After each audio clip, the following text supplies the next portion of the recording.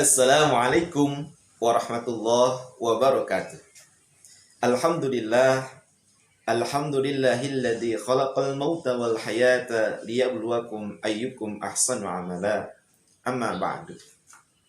Hadirin kaum muslimin wal muslimat rahimakumullah. Bertemu kembali di episode yang ke-8, hari ke-8 Ramadan 1441 Hijriah. Hari ini kita masih melanjutkan materi yang sebelumnya terkait dengan tanda-tanda orang yang bahagia di dunia ini. Sudah 4 tanda kita bahas di pertemuan yang lalu. Dan hari ini kita akan selesaikan 3 tanda selanjutnya orang yang bahagia di dunia ini. Yang kelima, orang akan bahagia manakala memiliki al-malus sholih, harta yang halal. Harta adalah hal yang penting dalam kehidupan kita. Walau bagaimanapun kehidupan kita ditunjang oleh harta. Tetapi kalau kita salah mengartikan makna kebutuhan kita yang terkait dengan harta, maka kita akan celaka. Kenapa?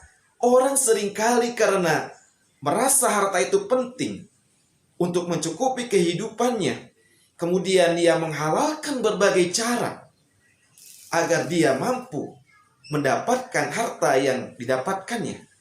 Pada sesungguhnya, harta yang haram itu akan berpengaruh dalam kehidupan kita. Suatu saat Rasulullah SAW bertemu dengan seorang sahabat yang sedang berdoa. Dia tengadahkan tangannya. Dia berdoa kepada Allah Subhanahu wa Ta'ala. Kemudian Rasul berkomentar, engkau sudah bagus berdoa kepada Allah, tapi sayang, makananmu haram, pakaianmu haram, minumanmu haram. Bagaimana Allah akan mengabulkan sementara engkau menggunakan hal-hal yang haram? Hadirin rahimakumullah, maka bagi kita harta ada titipan dari Allah Subhanahu wa Ta'ala. Maka cara mendapatkannya harus dengan cara yang baik. Menggunakannya pun harus dengan cara yang baik. Dan kalau kita mengeluarkannya harus dengan cara yang baik. Hati-hati dengan harta. Jangan sampai kita tertipu dengan harta kita. Sungguh nanti akan dipertanyakan di akhirat nanti, dari mana harta itu dapatkan dan digunakan untuk apa harta itu. Bahagialah kalau seseorang hidupnya dengan harta yang halal. Kemudian yang selanjutnya, orang akan bahagia. Tanda yang ke-6 adalah ketika dia mampu untuk tafakuh fiddin, semangat untuk menuntut ilmu agama. Kehidupannya senantiasa dia gunakan di sela-sela waktunya untuk senantiasa menuntut ilmu, menggali ilmu agama. Karena sesungguhnya ilmu Allah itu sangat luas. Semakin kita menggali, maka semakin kecillah diri kita, pengetahuan kita. Maka orang yang bahagia adalah orang yang senantiasa waktunya digunakan untuk belajar. Apapun itu dalam kehidupannya. Maka seseorang ketika dia niatkan kehidupannya untuk belajar, terutama belajar masalah agama, senantiasa tiap hari dia sisipkan waktunya untuk belajar agama, maka insya Allah ketika pun dia mati, Rasul katakan dia dalam keadaan syahid karena dia sedang menuntut ilmu. Maka bahagialah kalau kita hari ini senantiasa terus-menerus bersemangat untuk menuntut ilmu, menggali ilmu agama. Dan kita tidak boleh tertipu bahwa belajar itu hanya di sekolah, hanya di pesantren, sementara setelah itu kita bebas dari belajar. Padahal belajar itu adalah sepanjang hayat, minal mahdi ilal lahdi, semenjak buayan sampai ke liang lahat. Maka ketika kita ingin bahagia, belajarlah terus ilmu agama. Dan yang terakhir, tanda-tanda orang yang bahagia adalah ketika dia memiliki usia yang berkah. Tuba, bahagialah man tala umruhu, seorang yang panjang usianya, wa hasuna amaluhu, dan baik amalnya.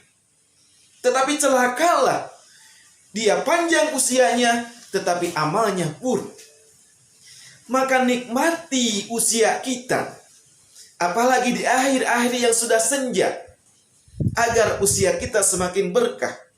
Usia yang berkah adalah manakala menit ke menit, jam ke jam, hari ke hari digunakan untuk melaksanakan amal-amal sholih. Apalagi kita sudah terbebas dari pekerjaan dunia, sudah pensiun, apalagi harus kita pikirkan selain mempersiapkan kita kepada amal, kepada kehidupan yang lebih abadi, yaitu adalah kehidupan akhirat. Maka jangan tertipu dengan usia kita. Kalau dari hari ke hari justru kita melakukan hal-hal yang negatif. Hadirin jamaah rahimakumullah, renungkan dengan usia yang semakin hari semakin bertambah, dan artinya berkuranglah jatah usia kita. Tetapi digunakan untuk apa usia itu? Kalaulah dari hari ke hari usia kita dengan penuh dengan kemaksiatan, penuh dengan dosa, maka tunggulah kehancurannya. Tetapi kalau kita semakin hari, semakin tua kita, semakin dekat dengan Allah, dan kita merindukan dekat dengan Allah, merindukan bertemu dengan Allah, maka itu jangan sampai semakin tua, semakin jauh kepada Allah Subhanahu wa Ta'ala, semakin keras untuk mengajar dunia. Waktunya ketika kita bertambah usia, semakin dekat kepada Allah Subhanahu wa Ta'ala.